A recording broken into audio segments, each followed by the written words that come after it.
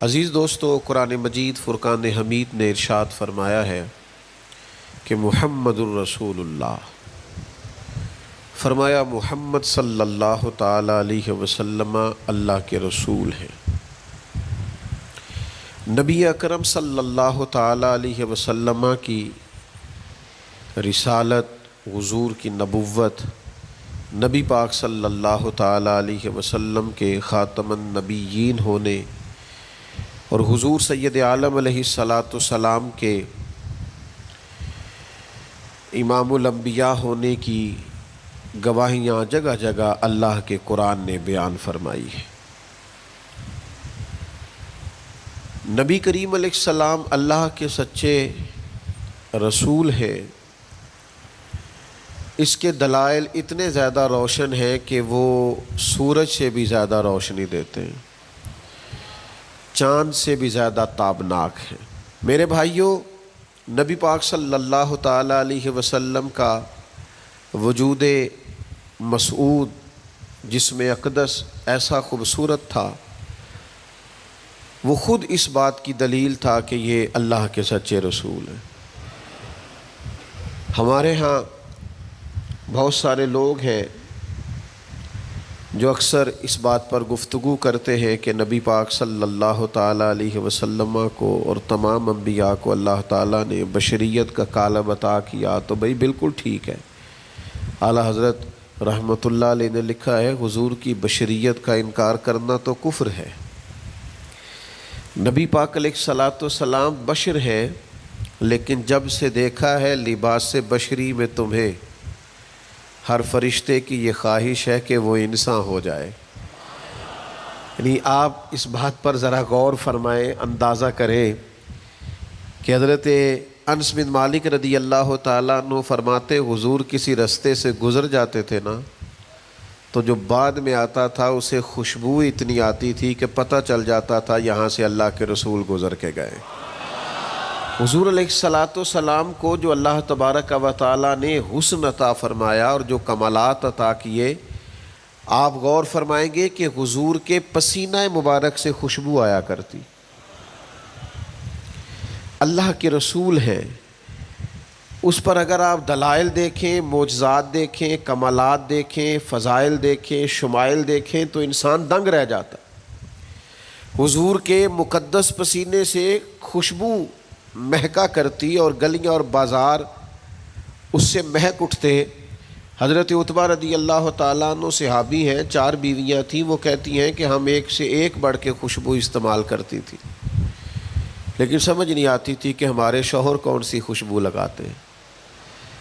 ہم باوجود کوشش کے، باوجود ہمت کے اور باوجود تجسس کے وہ خوشبو نہیں پاتی تھی۔ تو ایک دن ہم چاروں نے فیصلہ کیا کہ ان سے پوچھ ہی نہ لیں وہ کون سی خوشبو لگاتے ہیں۔ تو ہم نے پوچھا کہ بتائیے، تو کہنے لگے میں نے تو کبھی لگائی نہیں۔ تو ہم نے کہا بھئی آپ ایسے ہی تو دعویٰ نہ کیجئے، ہم نے پوری جد و جہد کر لی، اور پھر عورتوں کا چیزوں کو تلاش کرنا یہ تھوڑا انفرادی بھی ہوتا ہے، ہمیں وہ رنگ نہیں ملا خوشبو کا، وہ انداز جو آپ کا ہے۔ تو فرمانے لگے اصل بات یہ ہے کہ میرے کمر پر کچھ تکلیف ہو گئی تھی، کچھ ایسی چیزیں ابھر آئی تھی جو تکلیف کا باعث تھیں، تو میں پھر حاضر ہوا رسول پاک کی بارگاہ میں۔ تو نبی کریم علیہ السلام نے فرمایا کرتا ہٹائیے گا، تو میں نے کچھ کرتا ہٹایا تو کریم نے دست مبارک پھیرا، بس ظلمت کو ان کے نور نے کافور کر دیا، جس پر پڑی نظر اسے بھی نور کر دیا۔ تو محمد صلی اللہ تعالیٰ علیہ وسلم اللہ کے رسول ہیں، اس پر اتنے دلائل ہیں، یہ اتنا آفتاب سے روشن مسئلہ کہ یعنی آپ شمار کرتے جائیں، آپ گنتے جائیں، آپ سیرت کو پڑھتے جائیں، آپ فضائل کو پڑھتے جائیں، کمالات کو پڑھتے جائیں، تو مرحوم اعظم چشتی کا ایک جملہ اتنا فٹ آتا ہے کہ یہ سارا مضمون اس میں سمٹ جاتا ہے۔ وہ کہتے ہیں تیری حیات پاک کا ہر لمحہ پیغمبر لگے، یعنی لمحہ لمحہ بتاتا ہے کہ آپ اللہ کے سچے رسول ہیں۔ ایک ایک گزرنے والی گھڑی بتاتی ہے کہ آپ اللہ کے سچے رسول ہیں۔ حضور کا مسکرانا بھی بتاتا ہے کہ سچے رسول ہیں۔ نبی پاک علیہ السلام کا دیکھنا بھی بتاتا ہے کہ حضور اللہ کے سچے رسول ہیں۔ حضور تو کسی پر جلال بھی کر دینا تو بھی پتہ چلتا ہے اللہ کے سچے رسول ہیں۔ یعنی حضور علیہ السلام کھانا تناول فرمائیں یا آرام فرمائیں، آپ ذرا یہ انوکھا پن ملاحظہ فرمائیے گا، یہ انداز ذرا دیکھیے گا کہ ایک صحابی نے آ کے عرض کی یا رسول اللہ صلی اللہ تعالیٰ علیہ وسلم میری بیٹی کی شادی ہے تو خوشبو کی بڑی ضرورت ہے، تو مہربانی فرمائیں کرم نوازی کریں۔ عرب شریف کے اندر خوشبو بڑی مہنگی ہوتی تھی، آج بھی وہاں خوشبو بڑی مہنگی ہے اور خوشبو کا استعمال بھی بہت زیادہ ہے۔ تو اس صحابی نے آ کے عرض کی یا رسول اللہ صلی اللہ تعالیٰ علیہ وسلم خوشبو مل جائے، میری بیٹی کی شادی ہے۔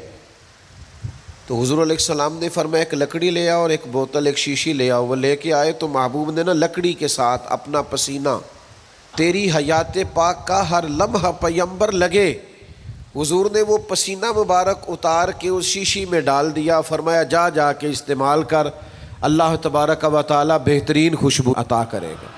حضور علیہ السلام کا سارا وجود نور، یعنی ہمارے ہاں کسی آدمی کے منہ سے تھوک نکلے یا لعاب نکلے تو لوگ اس سے گھن محسوس کرتے ہیں، جگہ جگہ لکھا ہوتا ہے تھوکنا منع ہے، لیکن نبی کریم اگر لعاب دہن لگا دینا مولا علی کی آنکھوں پر تو شیر خدا فرماتے ہیں مجھے پہلے سے بھی زیادہ بہترین نظر آنا شروع ہو جاتا ہے۔ اللہ کے محبوب صلی اللہ تعالیٰ علیہ وآلہ وسلم کے پورے وجود نور کو جیسے جیسے دیکھتے جائیں محسوس ہوتا ہے کہ تیری حیات پاک کا ہر لمحہ پیمبر لگے۔ حضرت عبداللہ ابن سلام رضی اللہ تعالیٰ عنہ فرماتے میں گفتگو کرنے آیا تھا، حضور علیہ السلام کے دین کے بارے میں کچھ معلومات کرنے آیا تھا، اور میں تورات کو پڑھنے والا تھا، اہل یہود کے علماء میں سے آپ کا شمار ہوتا تھا، اپنے کچھ لوگوں کے ساتھ آئے۔ فرماتے ہیں نبی کریم صلی اللہ تعالیٰ علیہ وسلم اونٹنی پر تشریف فرما تھے اور صلہ رحمی کے متعلق کچھ گفتگو کر رہے تھے۔ میں نے حضور کی گفتگو سنی۔ محبوب کا لباس مبارک مہنگا نہیں ہوتا تھا پر نہایت ہی اجلا ہوتا تھا، نہایت سادہ ہوتا تھا، نہایت باکمال ہوتا تھا۔ فرماتے میں نے اونٹ پر بیٹھے ہوئے محبوب کے لباس کا، بات کرنے کا، نفاست کا، ہاتھ اٹھانے کا وہ انداز دیکھا، اور جھکی جھکی نظریں اور معصوم لہجہ اور گفتگو میں سلاست اور روانی اور ٹھہرے ٹھہرے جملے اور لفظوں کا وہ ایک خوبصورت ریدھم۔ فرماتے ہیں وہ سارے انداز میں نے دیکھے تو میں جو بات کرنے آیا تھا مجھے بھول ہی گئی، لباں تے موراں لگیاں، بولن دی جاچ ہی بھول گئی، ایتھے زباناں تائیں کھولن دی جاچ بھول گئی۔ فرماتے ہیں میں کوئی بات ہی نہ کر سکا، جیسے ہی محبوب کے قریب گیا میں نے فوراً عرض کیا مجھے کلمہ پڑھا دے، میں مسلمان ہونا چاہتا ہوں۔ یہ آج جو لوگوں کی طبیعتیں الجھ سی گئی ہیں نا، آج یہ جو بے شمار باتیں، بے شمار گفتگو، سوشل میڈیا کا بے دریغ اور بے ہنگم استعمال، اور ذہن کو ہر وقت تھکائے رکھنا اور طبیعت کو ہر وقت اوور تھنکنگ کرتے کرتے اپنے آپ کو پریشان کر دینا، یہ جو ساری بے چینی ہے، یہ جو سارا اضطراب ہے، یہ جو ساری ہماری طبیعتیں الجھ سی گئی ہیں، ہر آدمی کو دوسرا دشمن نظر آتا ہے اور ہر ایک کو دوسرا اپنا مخالف دکھائی دیتا ہے، اور معاشرے کے اندر بسنے والا ہر آدمی لالچی دکھائی دیتا ہے، محسوس ہوتا ہے سارے شہرت کے لیے لگے ہوئے ہیں، سارے اقتدار کی جنگ لڑ رہے۔ یہ جو ہماری ساری بدگمانیاں ہیں اس کی بنیادی وجہ یہ ہے کہ ہم ادھر ادھر تو کھل کے دیکھتے ہیں، اپنے محبوب کی بارگاہ کی طرف نہیں دیکھتے۔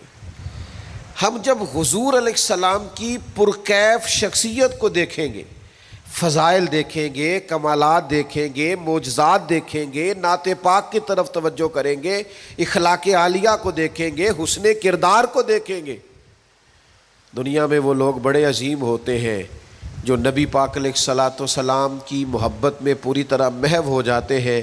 آپ یقین کریں جو دروازہ رسول تک پہنچ جاتے ہیں ان کا سفر ہی ختم ہو جاتا ہے، جو حضور کی بارگاہ تک پہنچ جاتے ہیں ان کے ذہن کی مشقت پھر ختم ہو جاتی، انہیں منزل نصیب ہو جاتی۔ وہ لوگ اس طرح کے ہو جاتے ہیں کہ اب زندگی میں ایک ٹھہراؤ آ گیا، اب سکون نصیب ہو گیا، اب اطمینان قلبی مل گیا، اب مقصود ہاتھ آ گیا ہے، منزل مل گئی ہے۔ نوجوانوں بہت زیادہ نہ الجھا کرو یار، بہت زیادہ پریشان نہ ہوا کرو۔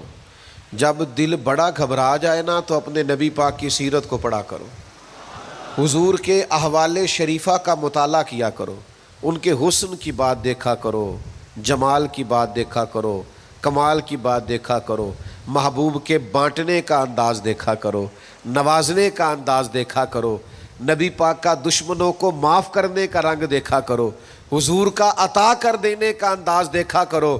معاشرے میں، سوسائٹی میں ہر طرف بے راہ روی ہے، سارے دشمن ہیں، لیکن محبوب تبلیغ بھی اطمینان سے کرتے ہیں،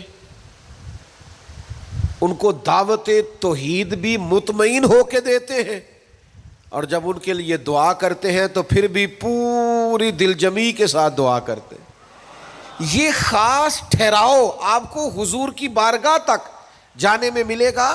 ہم نا رسمی سی محفل کرتے ہیں، رسمی سا میلاد، رسمی سا معراج، رسمی سی سیرت، رسمی سی باتیں، وہ جو خاص ایک کیفیت ہوتی ہے نا امتی کی پوری طرح محبوب کے قدموں سے جڑ جانا، یہ والہانہ پن کبھی ملے نا، والہانہ پن، یعنی حضرت طلحہ بن برار رضی اللہ تعالیٰ عنہ کی نبی کریم سے ملاقات ہوئی، حضور سے ملے اچانک، اور دوڑ کے جا کے نا تو نبی پاک کے قدموں سے لپٹ گئے، اور پھر لپٹے ہیں، اور والہانہ انداز ہے، اور وارفتگی دکھا رہے ہیں، اور عشق کا مظاہرہ کر رہے ہیں، اور پھر اسی درد اور تڑپ میں عرض کرنے لگے حضور مجھے کوئی حکم کرے، میں فوراً تعمیل ارشاد کروں گا، کچھ فرما دیں۔ یہ والہانہ پن، یعنی کبھی آپ بڑے بے چین ہو تو کہیں یار کھولو سیرت کی کتاب، اپنے نبی کا کوئی ذکر پڑھتے ہیں، کھولو فلاں آدمی کو سنے جو حضور کے عشق کی بات کرتا ہے، آؤ کوئی نعت پاک کا نغمہ چھیڑ دے جو ہمارے دلوں کو ٹھنڈا کرے، آؤ کوئی قرب پائے، حضور کے دروازہ نور کی طرف سفر کرے۔ ہم کہاں الجھے ہوئے ہیں، کہاں سکون تلاش کر رہے ہیں، کہاں ہم نے اپنے آپ کو الجھا دیا ہے، کن بے معنی اور بے مقصد باتوں میں ابحاث اور بحثیں کر کر کے اپنے آپ کو پریشان کیے ہوئے ہیں۔ آئیے دیکھیے رسول اللہ صلی اللہ تعالیٰ علیہ وسلم کی زندگی کا لمحہ لمحہ آپ کے کلیجے کو ٹھنڈا کرے گا، آنکھوں کو سکون دے گا، باطن کو پاکیزہ کرے گا، سوچوں کو نکھار دے گا۔ کہہ لینے دو مجھے یہ جملہ، حضور سے پیار کرو، جینے کا بھی مزہ آئے گا، مرنے کا بھی مزہ آئے گا، لطف نصیب ہو جائے گا، سرور نصیب ہو جائے گا، ایک کیف سا میسر آ جائے گا۔ حضور کی بارگاہ عالی مرتبت تک جڑو، نبی پاک علیہ الصلاۃ والسلام کے اخلاق عالیہ کو اپناؤ، کردار کو سمجھو، حسن تکلم کو سمجھو، نبی پاک علیہ السلام کی باتوں پر غور کرو۔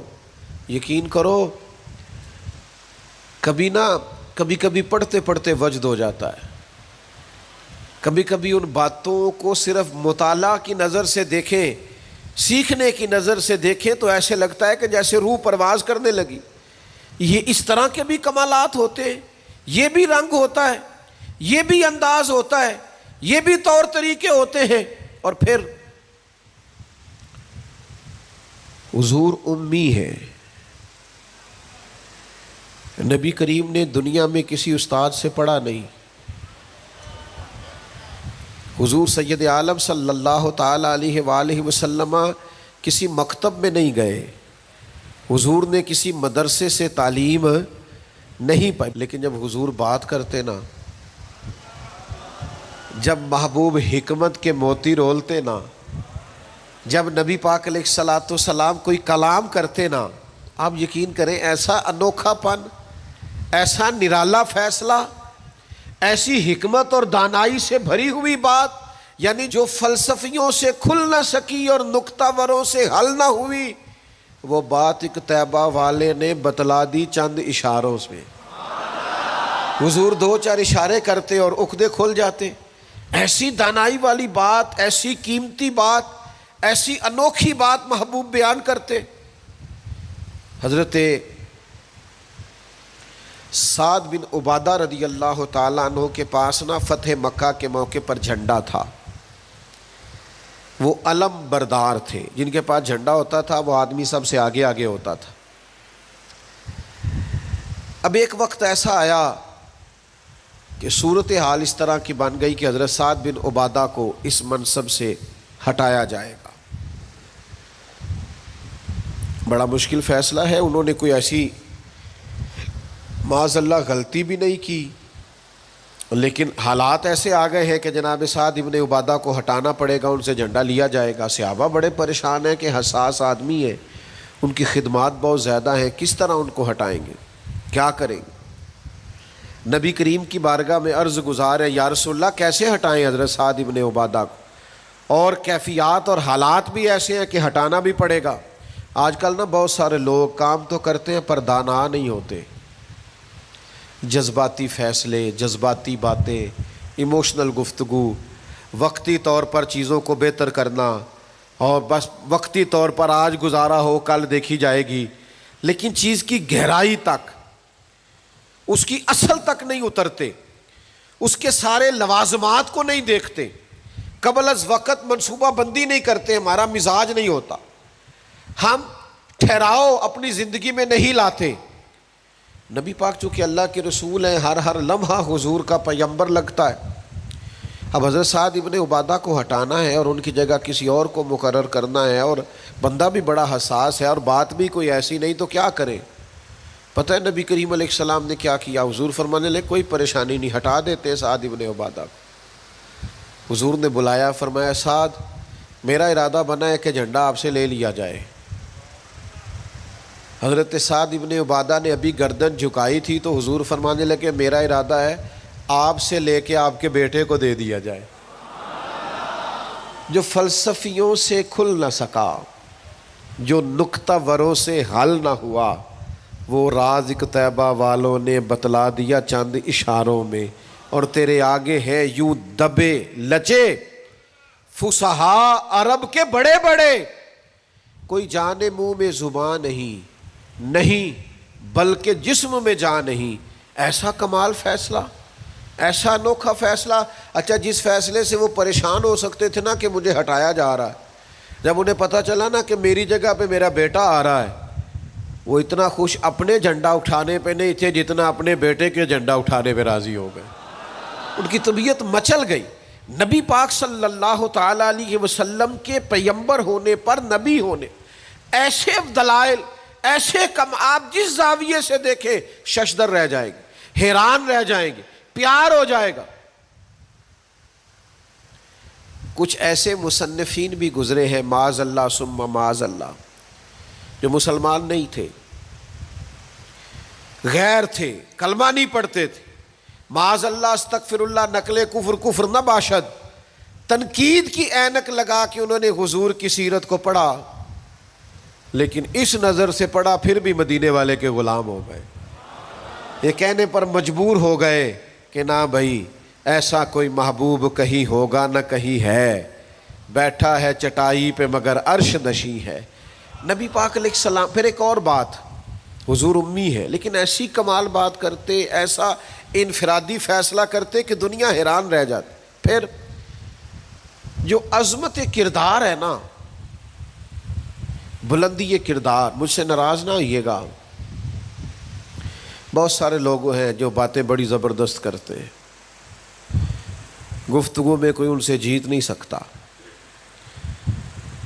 ان کا لب و لہجہ ایسا ہوتا ہے کہ شاید کسی بڑے سے بڑے عالم فاضل کو بھی بولنے نہ دے، لیکن عمل کی باری آتی ہے تو کمزور ہوتے ہیں. باتیں بیسیوں آتی ہیں، درجنوں آتی ہیں، نماز کا ٹائم ہوتا ہے تو بہانے بازی کرتے ہیں، وہ میرے کپڑے نہیں ٹھیک، بس دعا کریں انشاءاللہ شروع کر دوں گا، کہانیاں سناتے ہیں.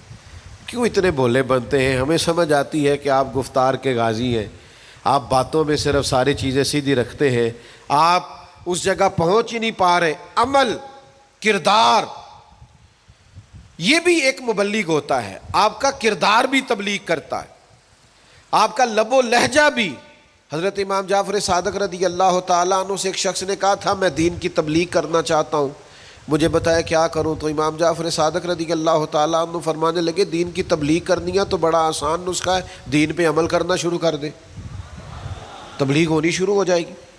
لیکن ہم نا عمل کی دنیا میں بڑے کمزور ہوتے ہیں، قربان جائیں۔ حضور علیہ الصلوۃ والسلام نے جس معاشرے میں آنکھ کھولی تھی وہ جہلاء کا معاشرہ تھا، ظلم تھا، ستم تھا، بربریت تھی۔ ان لوگوں کی سوچیں، ان کی باتیں، ان کا ظالمانہ مزاج بڑا انوکھا تھا۔ لیکن کمال کی بات ہے نا، چاروں جانب لوگوں کا مزاج ظالمانہ تھا، لیکن محبوب کو اللہ نے رحمت بنا کے بھیجا۔ ہر طرف لوگ ناانصافی کی بات کرتے تھے، لیکن محبوب نے انصاف کے بول کو ہمیشہ بالا رکھا، اس ترازو کو ہمیشہ بلند رکھا۔ ہر طرف لوگ حق کھا جاتے تھے، لیکن محبوب نے فرمایا حق کھایا نہیں جائے گا، حق دلایا جائے گا۔ کردار دکھایا، کردار۔ وہ جو تیری جان کے دشمن ہیں وہ بھی کہتے ہیں، وہ جو تیری جان کے دشمن ہیں وہ بھی کہتے ہیں امین تو ہے، صداقت کی آبرو تو ہے۔ دشمن بھی کہتے ہیں سچے تو بہرحال ہیں، امانت دار تو بہرحال ہیں، غلط بات تو بہرحال نہیں کرتے۔ یعنی دشمن بھی اگر اٹھ کے گواہی دے کہ اگر کسی نے کمال دیکھنا ہے تو آمنہ کے لال کو جا کے دیکھو، اگر کسی نے انصاف دیکھنا ہے، اگر کسی نے دھرتی پہ حسن دیکھنا ہے تو عبداللہ کے در یتیم کو دیکھو۔ وہ بھائی آپ سمجھے نا، عظمت کردار کے وہ موتی جو حضور نے عطا کی۔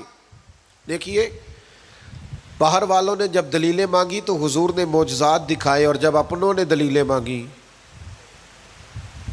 مکے والوں نے، قریش والوں نے، اپنے قبیلے والوں نے دلیل مانگی، آپ نبی ہیں تو دلیل کیا ہے؟ تو اللہ کا قرآن کہتا ہے کہ محبوب نے کہا فَقَدْ لَبِثْتُ فِيكُمْ عُمَرًا مِّن قَبْلِهِ أَفَلَا تَعْقِلُونَ، اور میں نے تمہارے بیچ عمر گزاری ہے ساری، تمہیں عقل نہیں؟ میں کوئی باہر سے نہیں آیا، میں نے 40 سال تمہارے اندر گزارے ہیں۔ میرے جیسا کوئی سچا ہے تو دکھاؤ، کوئی دیانتدار ہے تو دکھاؤ، کوئی پاکیزہ مزاج ہے تو دکھاؤ، کوئی اس طرح کا ستھرا ہے تو دکھاؤ، کوئی اس طرح کا مزکی ہے تو دکھاؤ۔ تمہارے بیچ میں نے وقت گزارا ہے۔ باقیوں کو نبی پاک نے معجزات بطور دلیل دیے، اور جب اپنوں نے دلیل مانگی تو حضور نے فرمایا میری سیرت دیکھ لو، میرا کردار دیکھ لو، میرے شب و روز دیکھو۔ فقط لبثت فیکم عمرا من قبل، میں نے اس سے پہلے عمر کا حصہ تمہارے بیچ گزارا ہے۔ افلا تعقلون، تمہیں عقل نہیں؟ دوستو تھوڑا سا نا کردار پر بھی توجہ کرنی پڑے گی، اپنے آپ کو تھوڑا سا تبدیل کرنا پڑے گا۔ میں آپ کی خدمت میں عرض کروں، دولت سے لوگوں کو جیتا نہیں جا سکتا، دولت تو لوگوں کو لالچی بنا دیتی۔ آپ کسی کو پیسے دیں، 10,000 دیں، اگلی دفعہ وہ 25 مانگے گا، تو آپ 50 دیں، اگلی دفعہ 1,00,000 مانگے گا۔ اس کی بھوک تو بڑھتی ہے۔ آپ عہدے کے زور پر بھی لوگوں کے محبوب نہیں بن سکتے، اس لیے کہ پھر وہ شخصیتوں سے پیار نہیں کرتے، کرسیوں سے پیار کرتے۔ آپ کرسی پہ ہے تو آپ اچھے لگتے ہیں، جب دوسرا آئے گا تو اس کو سلوٹ کر لیں گے۔ نبی پاک علیہ الصلوۃ والسلام نے فرمایا اگر تم کسی شخص کو قائل کر سکتے ہو اور اس سے محبت بڑھا سکتے ہو تو ایک ہی صورت ہے، اور وہ تمہارا حسن اخلاق ہے۔ اللہ کے محبوب صلی اللہ تعالی علیہ وسلم نے خلق کے ساتھ، کردار کے ساتھ، نبی پاک علیہ السلام نے محبت کے ساتھ، زید بن دسنہ بہت بڑے یہودیوں کے عالم تھے۔ ایک دن حضرت بلال حبشی رضی اللہ تعالیٰ عنہ سے کہنے لگے سنا ہے نبی پاک علیہ السلام کی بارگاہ میں جب بہت سارے مہمان آتے ہیں تو آپ کو کچھ قرض بھی لینا پڑتا ہے۔ جناب بلال کہنے لگے لینا پڑتا ہے، کہنے لگے مجھ سے لے لیں، میرے پاس اضافی پیسے پڑے ہیں، آپ نے دے ہی دینے۔ حضرت بلال نے لے لیے، ایک ٹائم مقرر ہو گیا، فلاں دن پیسے واپس کرنے، اپنی وعدے میں 3 دن رہتے تھے۔ نبی پاک علیہ الصلوۃ والسلام مدینہ طیبہ کے چوک میں کھڑے ہیں، ساتھ حضرت عمر فاروق رضی اللہ تعالیٰ عنہ، یہ وہاں پہنچ گئے یہودیوں کے عالم۔ آ کے کہنے لگے وہ میری رقم واپس کریں. تو حضور نے فرمایا ابھی تو وعدے میں 3 دن رہتے ہیں. تو اس نے بڑے سخت جملے کہے. آپ کی توجہ ہے میری بات پر؟ سمجھ آ رہی ہے میری باتوں کی؟ چڑھانے والے اتنے خطرناک نہیں ہوتے جتنے چڑھ جانے والے خطرناک ہوتے ہیں. اتنی جلدی کسی کی باتوں سے چڑھا نہ کرے. یعنی ہر ایک کوئی دشمن بنا لیتے ہو. جس کا سٹیٹس ہی نہیں آپ کے ساتھ کھڑے ہونے کا اسے بھی دشمن بنا، اور دعا کرو کہ دشمن بھی خاندانی ہو. ہر ایک کوئی دشمن مان لیتے ہو، اسے بھی میرا اختلاف ہے، یہ بھی مجھ سے حسد کرتا ہو. چھوڑیں یار، آپ کا کوئی سٹیٹس ہی نہیں ہے، سب کے ساتھ آپ کا مقابلہ شروع ہو جاتا ہے. کہیں رکے تو صحیح. کہیں وہ جو 3 بندے وہاں کھڑے ہیں، وہ جو 4 وہاں کھڑے ہیں، وہ جو 5 وہاں کھڑے ہیں، وہ میرے خلاف باتیں کر رہے ہیں. اور یار آپ بلا وجہ پریشان ہیں، وہ کوئی اور گل پہ کر دینے تو ہڑی نہیں کر دے. وہ کوئی بلا وجہ دشمن بنا لینا، چڑ جانا، ذرا سی بات پہ ڈسٹرب ہو جانا، بہت زیادہ پریشر اپنے ذہن پہ ڈالنا، اس سے بندہ کمزور پڑ جاتا ہے. انہوں نے سخت جملے کہے، لیکن نبی کریم صلی اللہ تعالی علیہ وآلہ وسلم نے نا کسی بات کا کوئی جواب نہیں دیا. حضرت عمر نے تلوار نکال لی. تو حضور فرمانے لگے عمر آپ نے تلوار نکال لی ہے، آپ کو چاہیے تھا انہیں کہتے مطالبہ نرمی سے کریں اور مجھے کہتے ان کی رقم واپس کریں. فرمایا چھوڑو. یہ جو وقار ہوتا ہے نا، یہ آدمی کے قد کاٹ کا پتہ دیتا ہے. یہ جو حوصلہ ہوتا ہے یہ اس کی تعلیم کا، اس کی تربیت کا، اس کے علم کا، اس کے بڑے ہونے کی خبر دیتا ہے. حضرت عمر سے حضور نے فرمایا چونکہ انہوں نے اب پہلے مطالبہ کر لیا ہے تو ہم ایسا کرتے ہیں پہلے ہی پیسے دے دیتے ہیں. فرمایا آپ ان کو ساتھ لے جائیں، فلاں جگہ کھجوریں پڑی ہیں، تول کے دے دیں، اور جب ان کا قرض پورا ہو جائے نا تو یہ جو آپ نے ان کو غصہ دلایا نا، تھوڑی کھجوریں زیادہ بھی دے دیجئے گا، تھوڑی مٹھائی بھی دے دینا، قربان جائیں. حضرت عمر رضی اللہ تعالیٰ عنہ فرماتے ہیں میں حضور کے حکم کا پابند تھا، میں ان کو ساتھ لے گیا اور لے جا کر کے کھجوریں تول کے دے رہا ہوا. مجھے ان پہ غصہ ہے، وہ مجھ سے ہلکی باتیں کرنے لگ گئے حضور کے اخلاق کے بارے میں، نبی پاک کی بردباری کے بارے میں. تو مجھے جلال تھا، میں نے کہا تو کھجوریں لے، زیادہ باتیں نہ کر. میرا اپنا ایک خیال تھا کہ انہوں نے بڑے سخت جملے کہے ہیں. تو فرماتے انہوں نے میرا ہاتھ تھاما اور کہنے لگے عمر یار میرے اوپر جلدی نہ کر، میرے درد کو سمجھ، میں تورات کا عالم ہوں، میں نے اللہ کے آخری نبی کی جتنی نشانیاں تورات میں پڑھی ہیں ساری مدینے والے محبوب میں پائی جاتی ہیں. ایک نشانی میں نے یہ پڑھی تھی کہ جتنا کوئی جہالت کرتا جائے گا نبی پاک کا علم اتنا ہی غالب آتا جائے گا، حضور کی بردباری اتنی بڑھتی جائے گی. تو میں نے نا جان بوجھ کے حضرت بلال کو پیسے دیے تھے، اور 3 دن پہلے میں نے واپسی کا مطالبہ بھی جان بوجھ کے کیا تھا. میں نبی کریم کا علم دیکھنا چاہ رہا تھا، میں وہ تورات کی نشانی دیکھنا چاہ رہا تھا، اور پھر میں نے سخت جملے بھی جان بوجھ کر کیے. پر قربان جاؤ مدینے والے کو جس اینگل سے بھی دیکھا ہے اللہ کا سچا رسول ہی پایا. محمد الرسول اللہ، محمد اللہ کے رسول ہے صلی اللہ علیہ وسلم. اب وہ کہنے لگے جناب عمر سے مجھے لے جائے نا، میں نے حضور کا کلمہ پڑھنا ہے، مجھے لے جائے بارگاہ تک، میں نے نبی پاک علیہ السلام کی غلامی کا پٹا گلے میں ڈالنا ہے. تو میرے بھائیوں نبی پاک علیہ السلام کی بارگاہ تک رسائی پائیے، حضور کی عالی مرتبت بارگاہ کی طرف اپنے آپ کو لے کر کے جائیے. آج اگر ہم اطمینان چاہتے ہیں ذہنی طور پر بھی، قلبی طور پر بھی، روحانی طور پر بھی، فکری طور پر بھی، تو ایک ہی راستہ ہے، اپنے آپ کو حضور سے وابستہ کریں. ہم